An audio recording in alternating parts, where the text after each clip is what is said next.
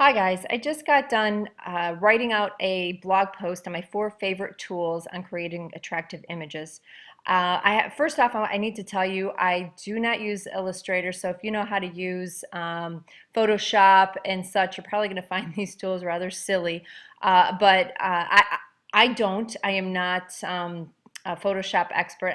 I don't really even know how to use Photoshop. So I found these tools that to do pretty much what I need to get done as far as illustrations go. So I wanted to share them, and I thought it'd be best if I illustrated how I use the tools. So I'm going to try to make this video about 10 minutes. I'm going to quickly go over exactly how I use the tools and how I think you can benefit from the tools as well. So let's get started. First, I learned how to use these tools from Chris Records' Dark Post Profits ad. I probably still will say Dark Post Profits ad, even though I'm going to create a dark post using these tools so you can see how I use them within that realm. Although I'm sure after you see the tools, you'll see how you can use them just in a variety of ways. So let's get started. My number one there on the list is Jing, and I'm going to point that one out first because I actually use that one quite a bit. That is a screen capture. It's free, it's a free download. And down below in the blog, you'll see how you can download it for free on your computer. And all it does is capture your screen or capture whatever it is on the screen that you want to save. It does have some minor editing. And you can actually also capture videos. So if you were listening to this and you wanted to capture it in a video, you can do that too. But let me just capture this image. If you want to add a few editing things, you could do this, and you're gonna see this because I used it in this blog that I did, and you'll see this is cool. How I used it to illustrate certain points. So okay, you did it, you saved it. Saved. Now I'm saving it to the desktop, but Jing will also save whatever it is that you do here. So there it is. That was we just created that. Jing saves everything. So but for whatever reason, you saved it on your desktop and you did it, and it got deleted. God knows I delete quite a bit. Sometimes Jing will always save it for you. So moving on, pixels to inches. That's just a converter. When I first got started, I had a problem with understanding the difference between, well, I didn't know the correlation, let's say, between pixels to inches. So it really was quite simple when I just Googled pixels to inches. I suppose it was simple, but I still had, I somewhat had issue with it, and I never had the right image size to match the ad that I was doing. It was blurred. It wasn't bright enough. It was distorted after I tried to stretch it. So this tool came in very handy, and that is, again, it's free. You just go, and I use Auction Repair, but you can go and Google pixels to inches, and I think Auction Repair comes up first, or used to. So here, to save a little time, I already did the 1200 to 627 pixels. That again is the Facebook dark post ad size. So we know that we need 16 inches by 8.36. That's when you're going to go into your PowerPoint, and let's create a new one here, new presentation. And for those of you that have PowerPoint, you're very familiar with this. This is the first screen you get every single time. You're just going to delete this. For those that don't have PowerPoint, they do actually have a 30-day trial. So if you just Google PowerPoint, and you'll see it in there. And I have it down here in the blog as well. So now we need to change the page size, because we know we need it to be 16 by 8.36. So you just go to File, and you go to Page Setup. You go 16 by 8.36, and you're going to say OK. We're just going to hit OK because we're not printing. We're going to get rid of this. Okay, so now here you go. This is your size. This is the size of your dark post. At this point, I'm going to upload a grid, an actual grid, because Facebook has a rule, a 20% text rule, where only 20% of your ad can be text. I put the grid in first Now, Facebook also has a test checker, so you can actually create your ad and then you could upload it, and they'll tell you if you fall within range or if your ad's going to be rejected because you have more than 20% text on it. I kind of like to be a little more proactive, and so I do it. I actually do it like that. So I've already got the grid tool. I've already downloaded it, and I actually in the blog I show you how to download the image for the grid. G grid tool. Okay, there. Okay, so there you go. That's the grid tool. You have to expand it obviously in order to fit within the guidelines here. 20% would be 5 blocks, and to ensure that you have 5 blocks, oh, no, back down here.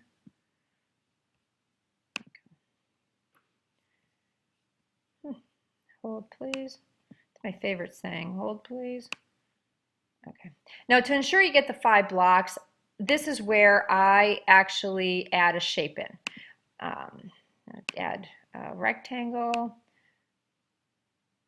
I'll do it here. So I know that I could type within these 5 block areas. I know what my picture is going to look like. I designed the ad before I got into this PowerPoint presentation, so I have an idea as to how I want my verbiage to go on my page, on my picture, and I'm going to then grab the picture that I want to use for the beach for the purposes here. So that's the picture, and I buy my pictures at Dollar Photo Club. I like to get crisp, clean pictures. Now, before I actually expand this to fit the whole size of the ad, I'm going to bring these blocks to the front.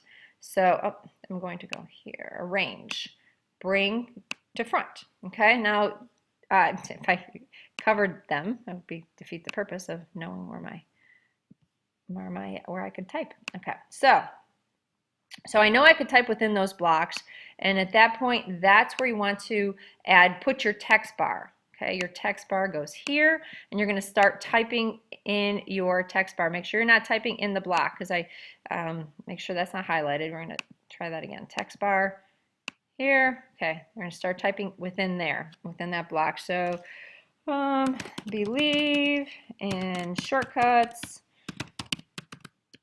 Then you've got to check out this business style franchise system.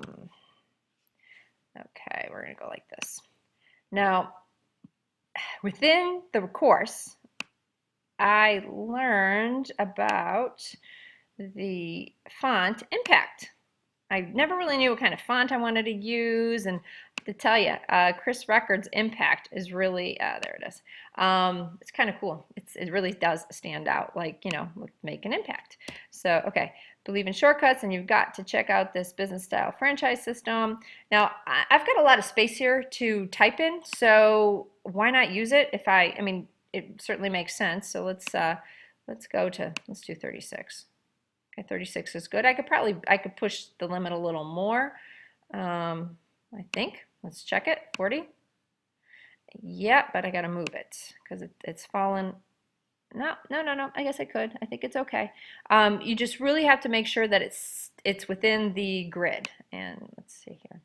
And my Mac is very sensitive today. Okay, so now I've got that there.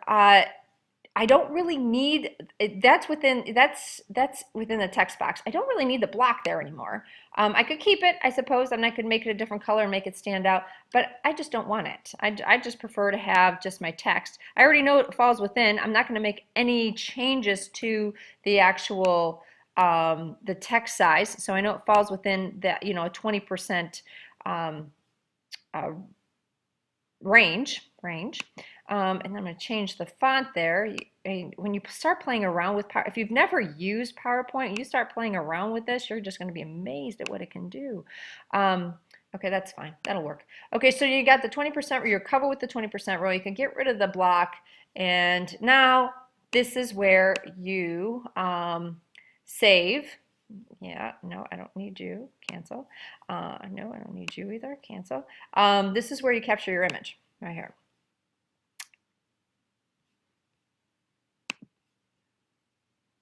There you go. Now this here is your ad. And it's as simple as that. Capture image, save, and you're good to go. Now remember, remember if you, for whatever reason, you're saving it at a desktop, if you ever need to go back, it saves it for you. Okay, my very last one, the very last tool that I want to show you is the Clipping Magic. Clipping Magic is actually magic.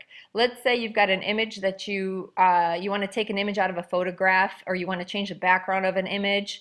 It's just so simple, easy to do. So all you do is you go to, and Clipping Magic is not free.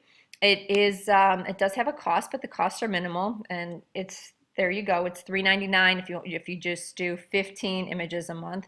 And pretty much I was on standard, but then I found myself I wasn't using the whole credits, and I did get a lot of rollovers. Now I just went to light because I don't do that many. If I get a good image and I get a good one, I mean, if I find it's working in an ad, I don't really need to tweak the image. I might have to, you know, tweak my copy, but maybe not the image. So you know, I went to light, so $3.99 a month is, I think, is well worth it. But okay, let's go back to how it works. So essentially, you're just going to go, you're going to upload an image. I'm going to pick this one.